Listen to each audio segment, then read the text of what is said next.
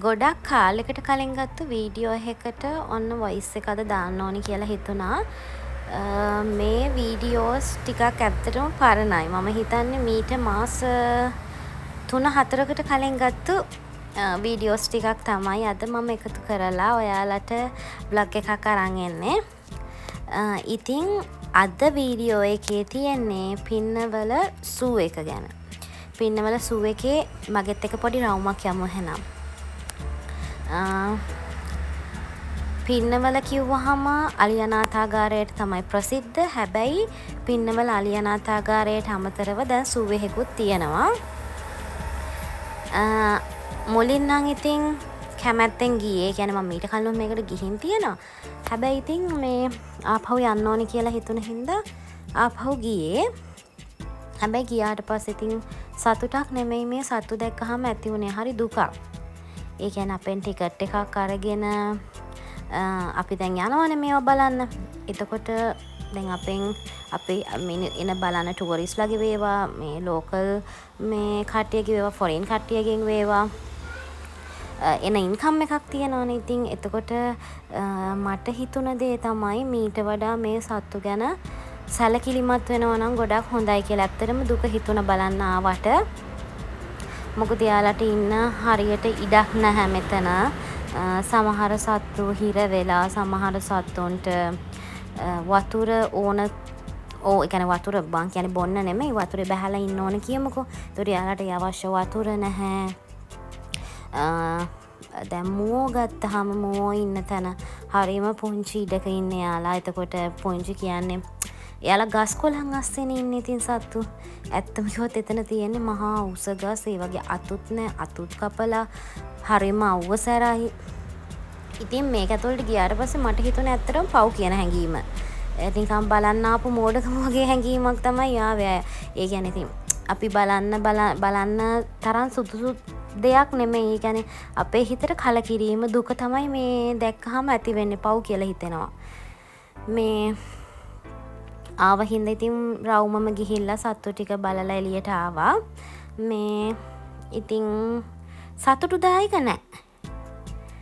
ඉතින් එයාලට මීට වඩා එයාලා ගැන හිතලා එයාලට ඕන දේවල් සැපුරුවා නම් හොඳයි. සමහර සත්තු වීදුරු කුටිවල ඉන්නවා. ඉතින් ඇත්තටම හරීම පව් කියලා හිතන ඔයාලා අපි දිහා බලන් ඉන්න විදියට මේ මටයි හස්බන්ඩ්ටයි මා රවුල් ගියා. පස්සේ අන්තිම මේ සූ එකේ අන්තිම හරිය තමයි ඒ සත්තු ඉන්නේ. මම එයාලට කියන නම නම් දන්නේ නැහැ. ඔය මම කාටුන්ස් වල, ෆිල්ම්ස් වල මම දැකලා තියෙන ඔය සතා මේ නිකන් රිලවෙක් වගේ. මම එයාට කියන නම දන්නේ නැහැ. මේ ඉතින් මට ඇත්තටම පව් කියලා හිතුණා. මොකද එයාලා අපි දිහා බලාගෙන නිකන් මොනවා හරි අපිට කියනවා වගේ. මේ මොකද වීදුරු කුටිවල ඉන්න ඕන සත්තු නෙමෙයිනේ.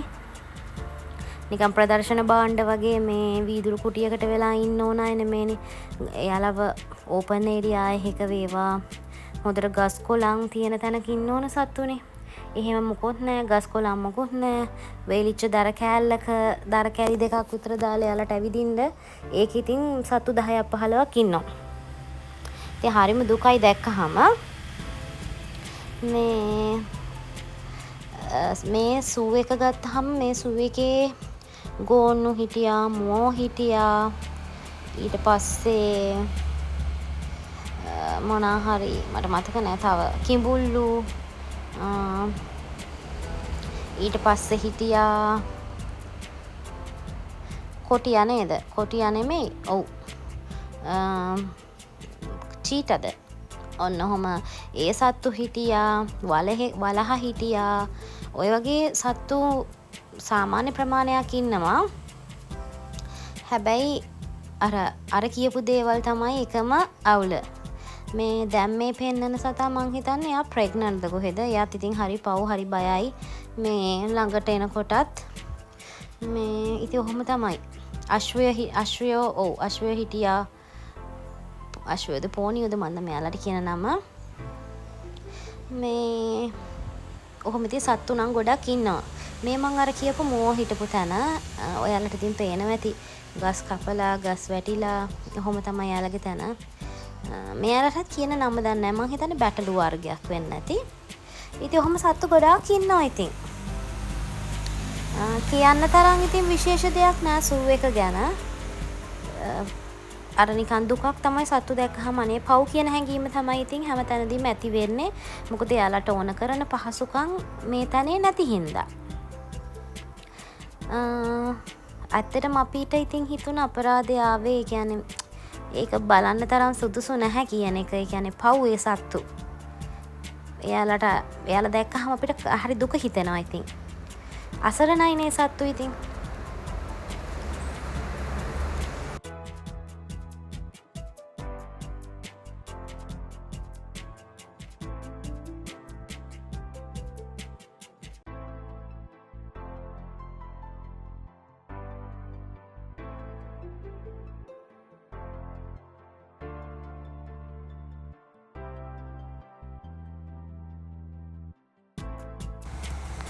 මේ තියෙන්නේ ගෝන්නු ඉන්න තැන. ඉතින් ඔයාලට පේනවා ඇති ඒ පැත්තෙත් ඒ කියන්නේ එයාලා ඉන්න තැන හරිම පටුයි. එහා පැත්තෙනුත් වැට ගහලා මෙහා පැත්තෙනුත් කරන්ට් වැට ගහලා මේ ඉන්න ඇත්තටම මේ ඊට හරිම අඩුයි ඉතින්. මේ එයාලා ඉතින් අපි දිහා බලාගෙන මොනවා හරි කියනවා කියලා හිතෙන්නේ අපිට බලනකොට මේ පව් කියලා හිතෙනවා හරි පුංචි ඉඩක තමයි ඉන්නේ. මෙතන තමයි කිඹුල්ලු ඉන්නේ. මෙතන තියෙනවා නිකන් වගුරු බිම වගේ තැනක්. ඉතින් මේකේ කිඹුල්ලු ඉන්නවා. එක පාට බලපු ගමන් එයාලව හොයන්න අමාරුයි එයාලා ඉන්න විදියත් එක්ක. මේ පාසි වගේ වතුර උඩ හැදිලා තියෙන්නේ. ඉතින් ඒවත් එක්ක එයාලව හොයන්න එකපාරට අමාරුයි. එයාලා ඒවා අස්සේ ඉන්නවා උඩ පාවෙලා.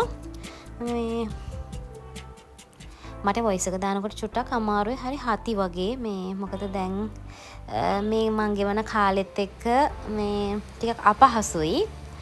මේ හතියනවා වොයිස් එක දානකොට. ඔයාලට ඒක තේරෙනවත් ඇති මේ ටිකක් අපහසුයෙන් මං කතා කරන්න කියලා. ඉතින් එතනම තියෙනවා මේ කිඹුල්ලු ඉන්න තැන අර කෞතුකාගාරයක් වගේ. යාළගේ විස්තර තියෙනවා කිඹුල්ලු ගැන. ලංකාවේ ඉන්න කිඹුල්ලු ගැන. ඊට පස්සේ යාළගේ බිත්තර ගැන, යාළගේ ස්ට්‍රක්චර් එක, එයාලගේ ඇටකටු තියෙනවා. ඔය විදිහට මෙතන කෞතුකාගාරයක් විදිහට කිඹුල්ලු ගැන දැනගන්න කැමති අයට කිඹුල්ලු ගැන විස්තර තියෙනවා. ඔයාලට දැන් පේනවා ඇති මෙන්න මේ එක්කෙනෙක් වතුරෙන් උඩට ඇවිල්ලා අවුව තපිනවද කොහෙද? එයාගේ ඇඟෙත් හොඳටම පාසි රැඳිලා. මේ මන් දන්නේ මේ වර්ගෙට කියන්නේ මොන වර්ග කිඹුල්ලු වර්ග ගොඩක් ඉන්නවනේ. එතකොට මේ එක වර්ගයක්. අනේ මම මෙන්න මේ සත්තු ගැන තමයි කිව්වේ කලිනොත්. මේ හරි පව් කියලා හිතෙන ඔයාලව දැක්කහම කියලා. මේ බලන්නකො ඉතින් චූටි ඉඩක එයාලා හිර වෙලා ඉන්න ඉතින්. හරි දුකයි එයාලව දැක්කහම. මේ තියෙන්නේ ඉතින් සූ එකේ අන්තිම හරිය. සූ එකේ අන්තිම හරියට වෙන්න තමයි මෙයාලා ඉන්නේ. මෙයාලගේ එහා පැත්තේ තව කට්ටියක් හිටියා. එයාලා හරි චූටි. එයාලා පස් හාරනවා එහෙම. දැන් මේකේ නම් සිමෙන්ති දාලානේ පොළවට. අර එයාලගේ එහෙම නැහැ. මං හිතන්නේ මං ඒ තැනදී ගත්තේ නැහැ වීඩියෝස්. මොකද ඒ තරම් අවුලෙන් එතනදී මම හිටියේ. මේ බලන්නක මං කලිනුත් කිව්වේ පාසෙ හින්දා කිඹුල්ලු අර එනම පේන්නෙත් නැහැ ඉන්නවා පේන්නේ නැහැ කියලා. මෙතන දෙන්නෙක් එනවා. මෙතන අයිනෙම එක්කෙනෙක් ඉන්නවා. ඊට පස්සේ මැද වගේ තව කෙනෙක් එනවා පේනවා ඇති ඔයාලට. මේ හරි පරිස්සමින් තමයි ඉතින් චූටි බබෙක් වගේ ආවොත් මේ හරියේදී ඉන්න ඕනේ. මොකද වැටුනොත් හොයන්න බෑ. යට කිඹුල්ලු ඉන්නවා ගොඩක්.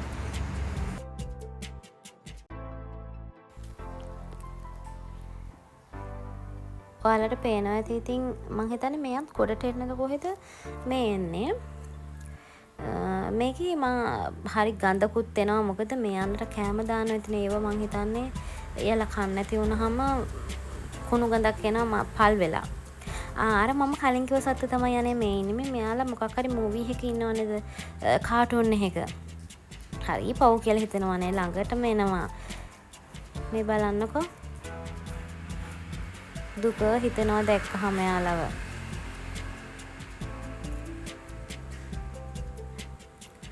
පව් ඉතින් යාලා හිර වෙලා ඉන්නේ චූටි ඉඩක ඉන්නේ හිර වෙලා ඉන්නේ. මොනවා හරි ඇවිල්ලා කියනවද කොහෙද? හරිම පව් කියලා හිතෙනවා ඉතින් මෙයාලව දැක්කහම.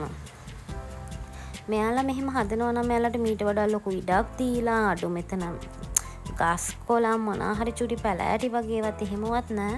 හරිම ආටිෆිෂල් එයාලා ඉන්න තැන්. හරි දුක හිතෙනවා ඉතින්.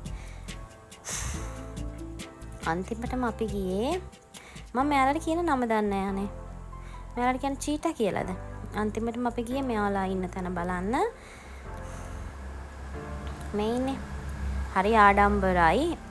කොච්චර මේවා කරත් මේ එන්නේ නැහැ. මේ එයා දැන් කෑම දෙන්නවා කියලා දන්නවා. ඒ හින්දා යෝ එහෙට මෙහෙට දුවන්නේ. එයා චූටි කෙනෙක් තව පොඩ්ඩෙක්. මේ එයාට කෑම කන්න හදිස්සිය ඔය තියෙන්නේ.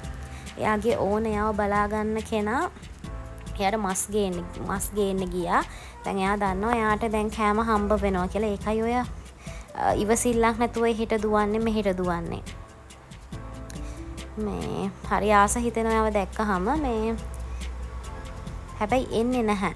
කොච්චර මේ වුණත් එයා ඒ ඒරියා එකේ මේ තැනම තමයි එහාට මෙහාට කැරකෙන්නේ යාට කෑම හම්බ වෙනකන්. මේ තියෙන අර චූටි මස් කෑල්ලක් දෙනවා.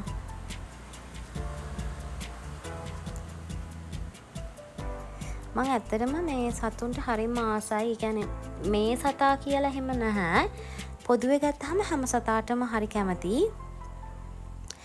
වෙලාවකට ඌරෙක් හදන්න ආසයි. ඒ කියන්නේ එහෙම හැම සතෙක්ටම කැමතියි. බල්ලෝ පූසෝ එහෙම විතරක් නෙමෙයි ගෙදර හදන්න ඌරෙක්ද එළුවෙක්ද කොටියෙක්ද ඕන කෙනෙක්ට අර එහෙම කැමතියි මම සතුන්ට.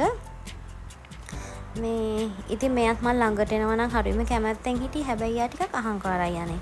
ළඟට ආවෙම නැහැ. එක සැරයක් හොඳ වැඩක් වුණා ළඟට ඇවිල්ලා. ඒ කියන්නේ මම එතකොට ළඟ හිටියේ නෑ. හස්බන්ඩ් හිටියේ. ඊට පස්සේ එයා ආව ළඟට. එයාගේ ඕන කිව්වා ඔන්න දැන් චුට්ටක් අයින් වෙන්න ඔතනින් දායි කියලා. ඒ කියනකොටම එයාලා පූස වගේනේ. එයාලා ඉතින් විදිනවා මුත්‍රා.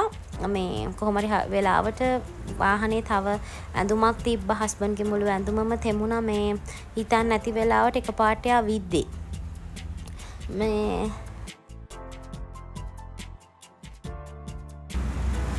ඉතින් මගේ ෆෝන් එකේ මේ වීඩියෝස් ඇත්තටම අඩුයි. මොකද මගේ ෆෝන් එක ඕෆ් වුණා. මෙතනින් එහාට වලහගේ වීඩියෝ ඊට පස්සේ මොනවාද කොටි දෙන්නෙක්ගේ වීඩියෝස් එහෙම තිබ්බා. ඒවා තිබුණේ හස්බන්ඩ්ගේ ෆෝන් එකේ. මට ඒව ගන්නත් බැරි වුණා. එයා තිනුත් ඒවා ඩිලීට් වෙලා. මේ මගේ ෆෝන් එක මේ ටික විතරයි කැප්චර් කරගන්න පුළුවන් වුණේ. බැටරි ලෝ වෙලා මගේ ෆෝන් එක ඕෆ් වුණා. ඉතින් ඔහොම තමයි පින්නවල සූ එක ගත්තාම සූ එකේ ඉන්නේ සත්තු ඉන්නේ. ඔය ටික තමයි ඉතින් පින්නවල සූ එක ගැන තියෙන්නේ.